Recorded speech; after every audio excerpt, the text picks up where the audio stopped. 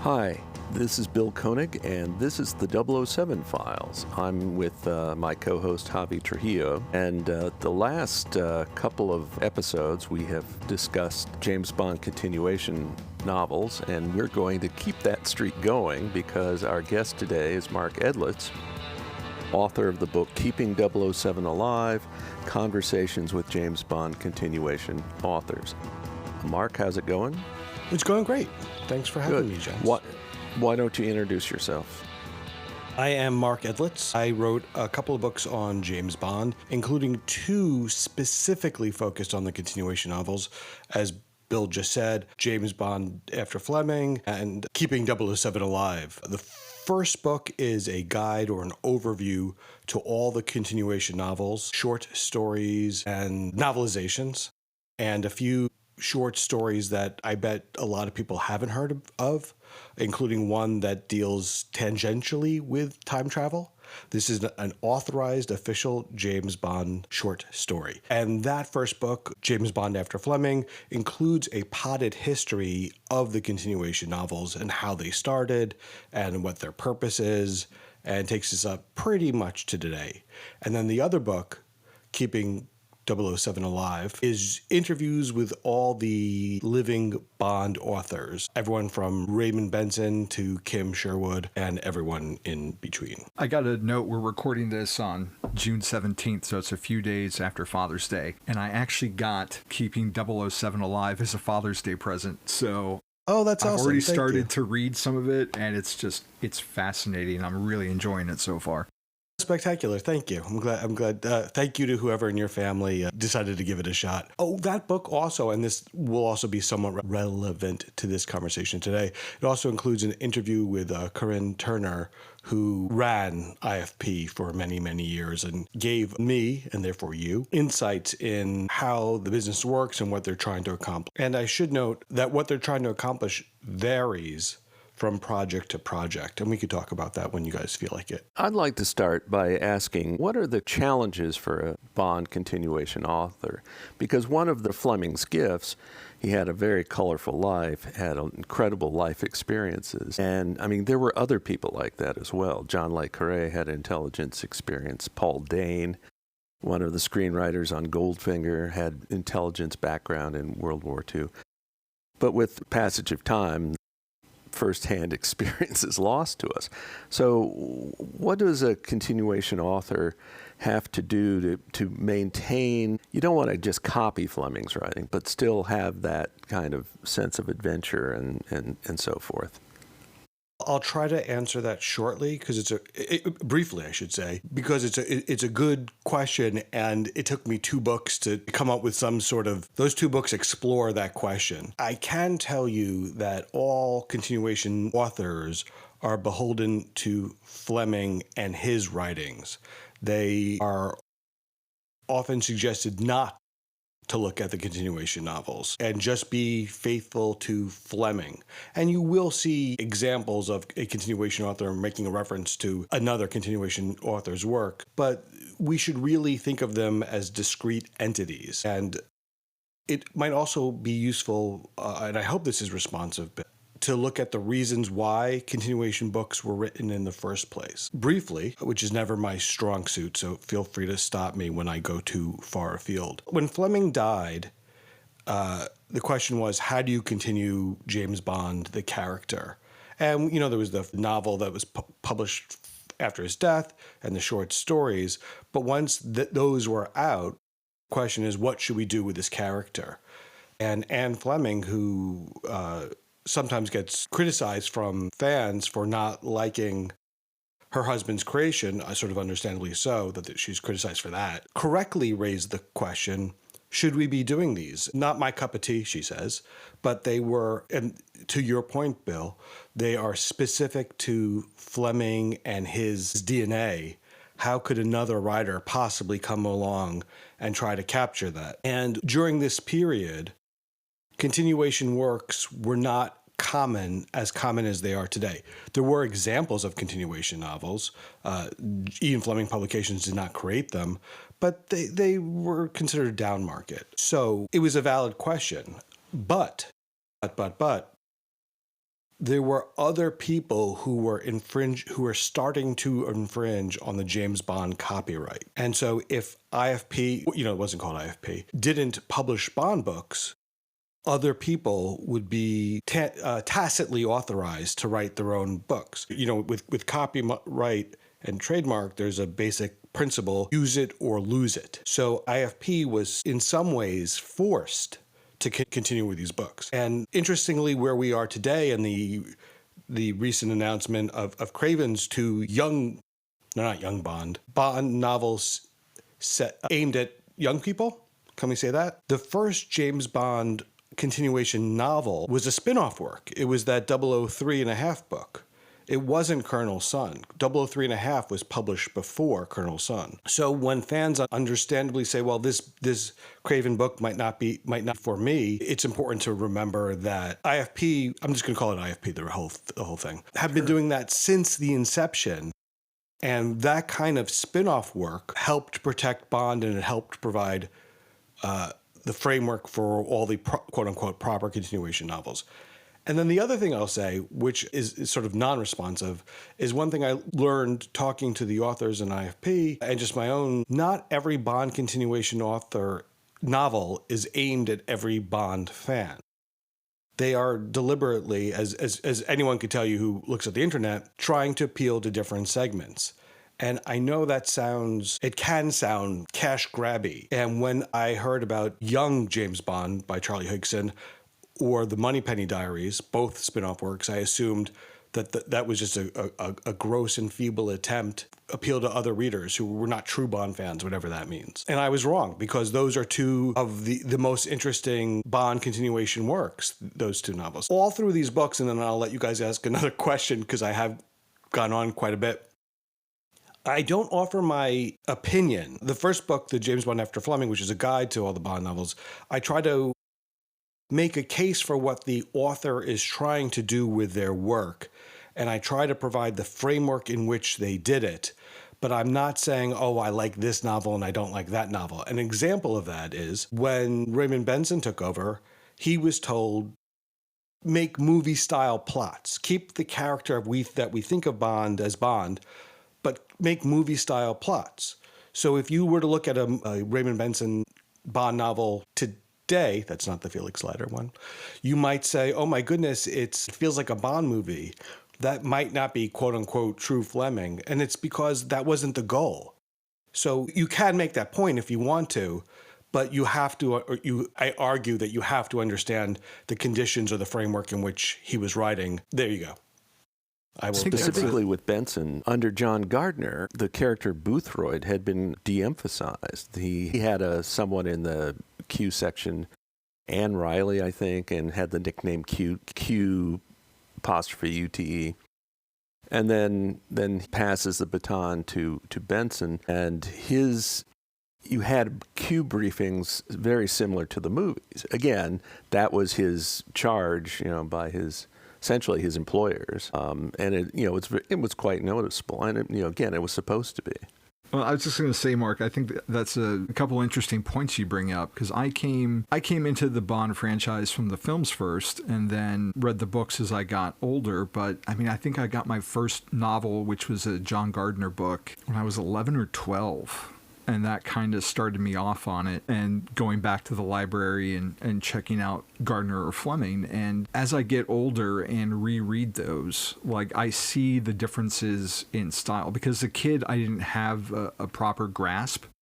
It was looking at it from a film perspective. And now I can look back, and as I've started to reread the Gardners, it's this does feel different to me now than it did when I was a teenager. And when Benson was writing his books in the late 90s, early 2000s, I saw the Fleming connection with how the character was portrayed, but to your point, I did feel the movie elements as well. And I really responded to those, and I still enjoy them to a large extent to this day. It's just now it feels a little more apparent that he is doing his own thing. And I also have maybe a different perspective than other people, because I also love comic books. And that's something that You go back to 1938 for the first Superman, and how many different artists and writers and reboots of continuity have happened in those series. But they're all still Superman at the end of the day.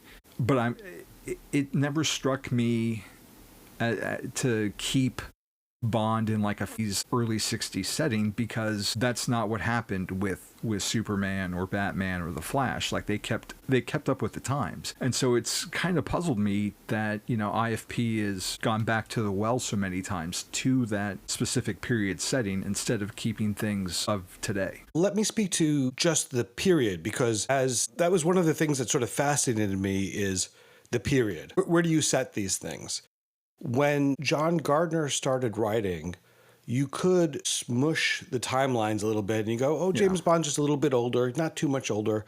But World War II and that period, the 40s and 50s, wasn't so far along that you couldn't go, oh, yeah, I get it. He's a little bit older. He's got a little gray. He's a slightly older Bond, but he's basically at his peak still. We could do that then, and now you can't. Now you couldn't continue to keep Bond in that timeline. So the question of timelines is something that I asked every author in my interviews with them. The young Bond novels, the timeline they did the math backwards. If he's X years old here, we're going to set the novels here, maybe fudge it a little bit. Okay, but there's a period where we're doing these one-off or one-shot Bond novels with Sebastian Fox and Jeffrey Deaver and William Boyd, and originally Anthony Horowitz as a one-off. Originally, he obviously wrote 3, but originally as a one-off. And it didn't make sense to me why Sebastian Fox is period, Deaver is present, and then Boyd is period. That didn't make sense to me. I said, why would they do that? That doesn't make sense. Why not continue the story? And it's because they asked the authors, what's your idea? What do you want to do? And Sebastian Fox wanted to tell, he almost had to tell a period because he was writing as Fleming in this experiment of, let's have the writer write as Fleming. That was his remit. You're going to write as if you're Ian Fleming. Okay, I've just said that 4 times, sorry. So he had to. That was sort of pushed on him, and he enjoyed that challenge. And it's also important to remember that Sebastian Fox, he did this radio game show where he was given a genre, and he had to match the genre. And I can't remember it off the top of my head, but, you'd do Edgar Allan Poe dance book. That's not right, but you get the point. And he had to write in the style of Edgar Allan Poe and present it, and whoever did it most effectively like Edgar Allan Poe would win. So he had some experience writing pastiche. And he also wrote, these are unofficial, and unofficial meaning that they are not authorized by Ian Fleming, but I included them in the book just because it's an official writer writing an unofficial story. But he wrote 2 short stories about James Bond going grocery shopping. I mean, they're short stories, but you got an official writer writing 2 Bond stories, so I threw it in there. What are you going to do? Anyway, so getting back to Jeffrey Deaver and writing in the present, he said, it's important to me, Jeffrey Deaver, to write in the present. I don't want to have the readers, he says, face any speed bumps. And so a speed bump to him is anything that takes them out of the thrust of the book. And so if he has to describe what phones might be like then, or cars then, or anything that's antiquated to now, he didn't want to do that. So he said to IFP, it's important to me to write in the present. And they said, well, we want to support your vision. And then we got to Boyd, and then he goes back to period because he wanted to. So sometimes it seems like it's IFP imposing their rules on writers, and sometimes it's IFP supporting the vision of what the writer wants to do. Well, that leads to our next question. What do you think is IFP's publication strategy, especially in light of the fact that things, unfortunately, are not going to plan with The Hook and the Eye? It was just announced recently they're going to have to drop all of the book at once. I asked Corinne Turner in the book, Keeping 007 Alive, she talked me through each period of Bond. And I said, well, where are we now? And she said, experimentation. So, which is cool. We're in a period where IFP is experimenting with the kinds of stories they tell and how they tell them. So what does that mean? It means we got a Charlie Higson adult Bond novelette set in the present.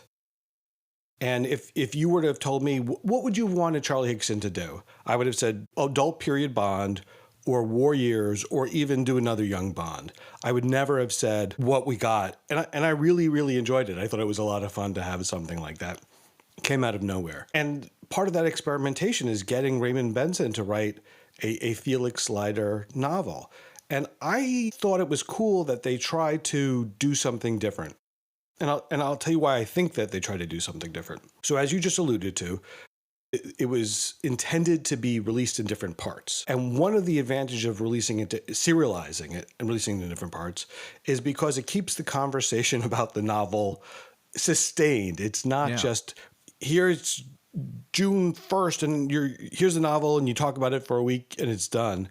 Their plan, I imagine, was to help continue that conversation the way you would The Sopranos, where you watch an episode, talk about it, watch an episode, talk about it. So I thought it was cool that they tried something. I personally didn't have any problems with the downloads. For whatever reason, they worked for me. I don't know why. But they said, they pivoted. They said, we had this idea. The fans don't love it as much as we hoped they would love it. We're doing this for the fans. Let's pivot and release the whole thing. No harm, no foul. I give them credit because they acted pretty decisively. For whatever reason, there was a technical problem with a lot of readers. I don't know if it was a majority or not, but apparently a significant number that let's abandon ship and put out the whole book on ebook. And of course, they'll still have they will still have these videos over the summer, and then the paperback will still come out in October. It's just really the main adjustment is the timing of the release of the ebook version. Speaking of unofficial Bond stories, in 1998, there was this book by a British film historian named Adrian Turner, and it was about Goldfinger. And it was like he had interviews with Ken Adam and all these people. But one part of it was the Scarlet Letter, and it was like Turner deciding to be a James Bond author. And I'm kind of wondering, maybe he could get away with it by claiming it was parody. I don't know. But essentially his setup was a retired Bond, another one. And he gets a letter. And the letter is from the daughter of Pussy Galore. And it turns out Pussy Galore has died. And this is her written farewell to Bond. And there were elements of fan fiction. One element of fan fiction is the desire to try and create links where there really aren't any. And so in this version, Pussy Galore eventually married Mark Rutland, who was the character Sean Connery played in Marnie. And anyway, there was this object in the envelope. And what it was the note that Bond had put in his shoe, or the note meant for Felix, 007 to CIA, dawn raid on Fort Knox. And it was bloodied, because it had been on Mr. Solo. It was interesting. It was funny. Again, he's British, so I guess he wanted to give it a whirl on a one-shot basis. As far as I know, there was no legal action taken by the Fleming heirs anyway.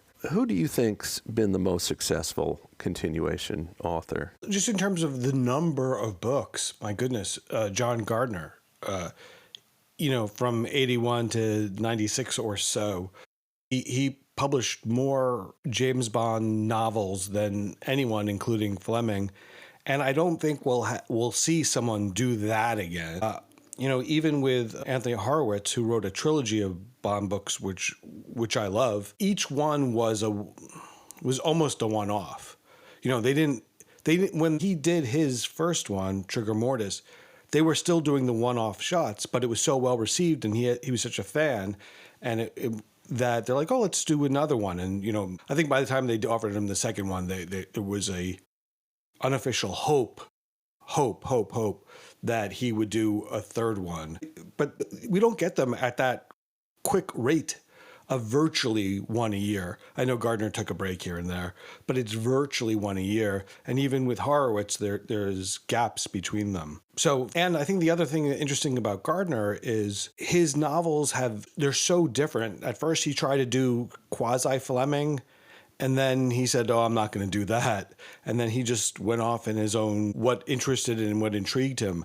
And I think he was probably given more creative freedom than any other Bond novelist since Fleming. Where do you see IFP going in the future? I mean, we're in this weird spot, that we mentioned where from like a current perspective, there's a lack of Bond despite all this Bond stuff happening. Like No Time to Die was released 4 years ago. The comics are currently MIA. And while we're getting all these great new books, exceptions aside, we really don't know what's going to happen with like a contemporary Bond. Where do you see them taking us in the years ahead?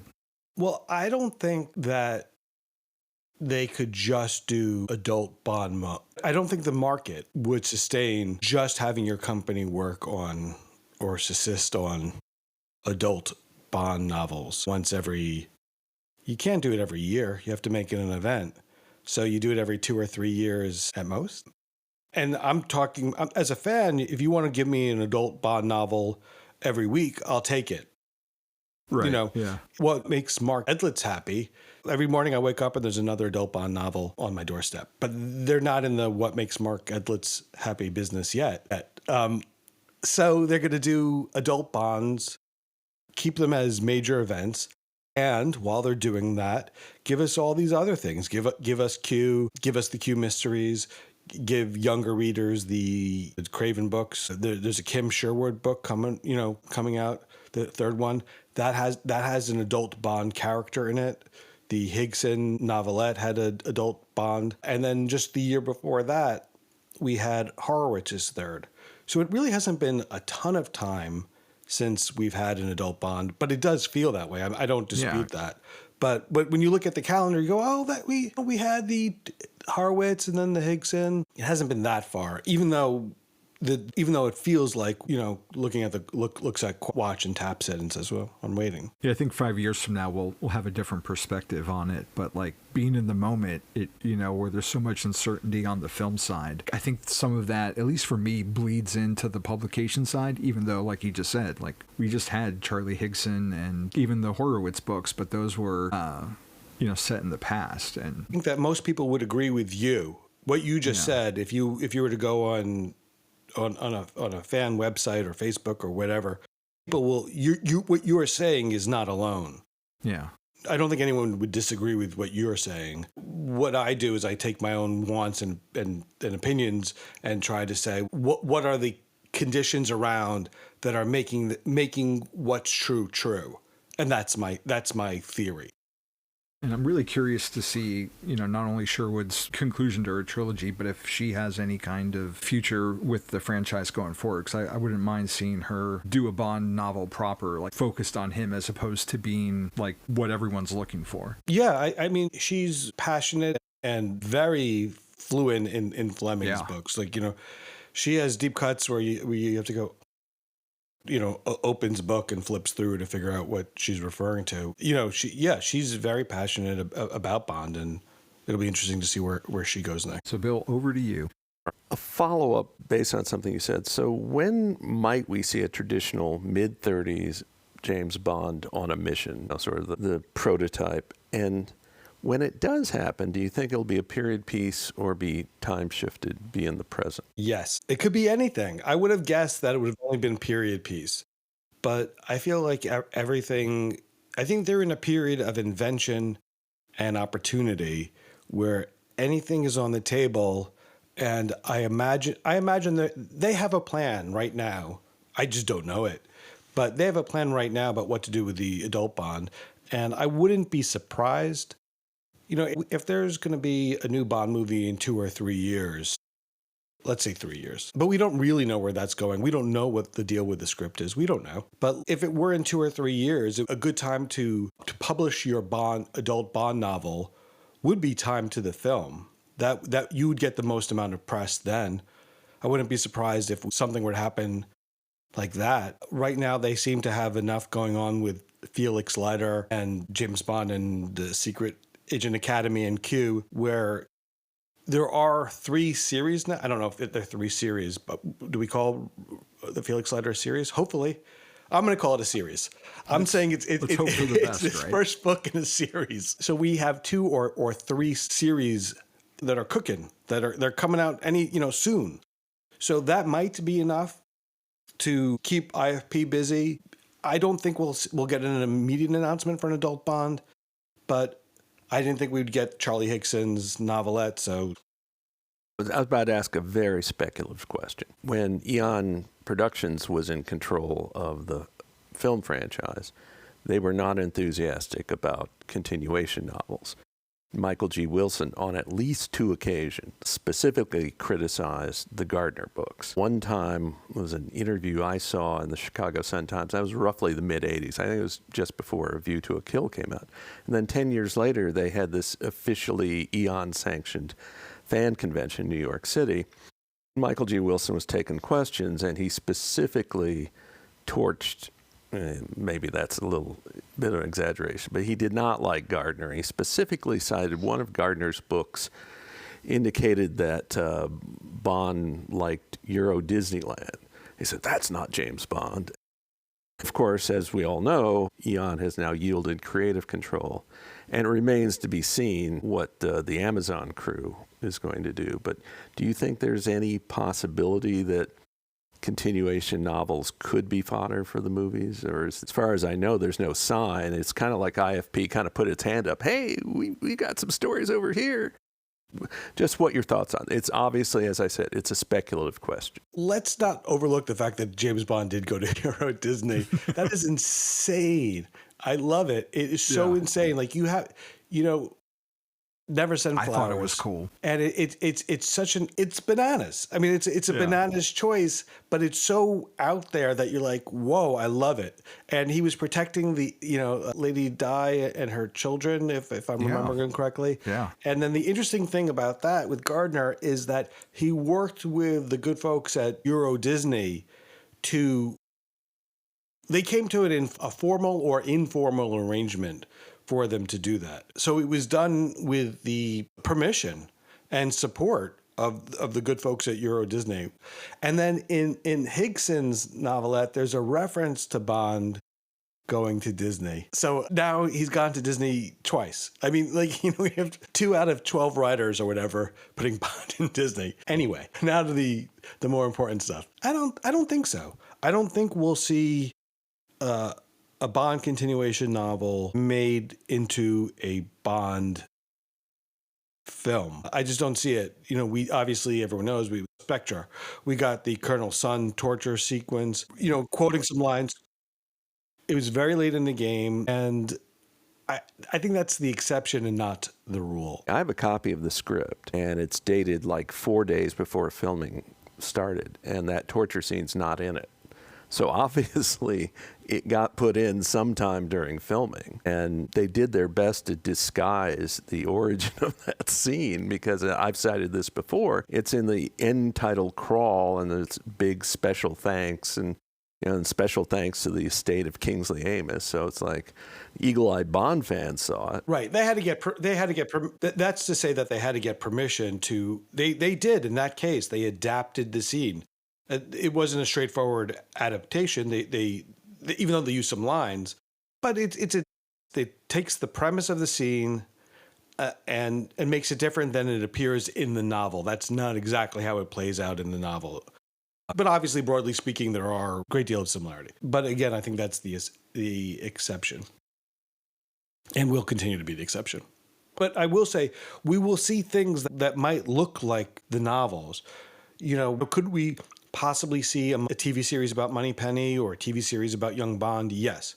Will they have the writers read these books? I don't think so. Before we wrap up, I was curious. I tried to write an article once about how the Bond novels were selling, and it's really hard to find out that information, but there seem to be diminishing returns, because that's just kind of the time we live in. People are reading less, or they're getting their books digitally versus print, so copies sold is a hard metric to come by. And that's just the state of physical media these days, be it magazines, comics, books. And we stopped getting movie novelizations with Casino Royale because that was Fleming. And while we've seen movie novelizations of Spy Who Loved Me and Moonraker, I was always kind of hoping that it would resume again with Skyfall, and that never happened. Do you think that a movie novelization for like Bond 26 would have a place in today's market, or is that even something that IFP would consider at this point, going back to? Movie novelization, I think, would be done in connection with IFP, but not driven by IFP, is my impression. Like, when we look at the two Christopher Wood Bond novelizations, those were driven by Eon, not by IFP. And I imagine, this is me guessing, I imagine that it's similar. In terms of sales, the first, it's in the book somewhere, I don't remember the exact number, but the first 4 or 5, maybe even 6 John Gardner novels were all New York Times bestseller. They were on the bestseller list. They sold a lot of copies. But then when you get to anyone's 10th, 11th, 12th novel, there's going to be some diminishing returns. That, as you said, it's almost like a natural progression. And then Sebastian Faulk's Devil May Care, that sold, I don't remember the stats, it's in one of my books. That sold like Harry Potter levels. Like, no kidding. Okay. That sold, they couldn't have been more. The stats are I don't want to, staggering might be overstating it, but it was, you'd see, there are articles, the fastest selling book since Harry Potter or whatever, some words to that effect. And that's the other reason why you don't have one author generally doing 5, 10 in a series, because it's easier to get attention with the launch of a new book than it is, the 3rd or 4th in a series. And it's also why, how Craven is not a young Bond novel, and a lot of the fans said, why didn't we get a 3rd young Bond novel? And I think there's 2 reasons for that. One, they did that pretty effectively with Charlie Higson. Between Charlie Higson and Steve Cole, that's a lot of young Bond novels. But the other thing is, if you have a young Bond novel by Craven, then it's confusing to readers. Do I have to read the other 10 by Higson and Cole? Or whatever number they are, then Craven's book would become a 3rd in the series as opposed to a fresh start. And by having an adult Bond, we're going to get an adult Bond related novel. You're going to turn the page and it says James Bond did X, Y, Z. We're going to read something that says James Bond did something. That's cool. I'll take that. But I think it's really because you can't have someone follow 2 other writers so long ago. Yeah. That's my theory. Mark, we really appreciate your time and answering our questions. And, hopefully we can talk to you again sometime. I really enjoyed being here and talking to you guys. So thank you. Oh, can I do a quick plug for me? Yes, by all means. Please buy my books. I'm a professional writer. Please buy my books. Now, so Keeping 007 Alive, interviews with Bond authors, James Bond after Fleming, a guide to all the novelizations, and short stories. Yeah, I like writing about Bond. I hope you like reading about what I write about Bond. So thank you for your support, readers and listeners, and thank you guys for having me on. I greatly appreciate it. And you also have a book about unmade 007 film projects. That's right. Thank you. It makes for interesting reading as well. So, well, thanks again, Mark. Javi, thanks for joining me. Yeah. And this has been Bill Koenig at the 007 Files, and we hope to see you soon. Take care.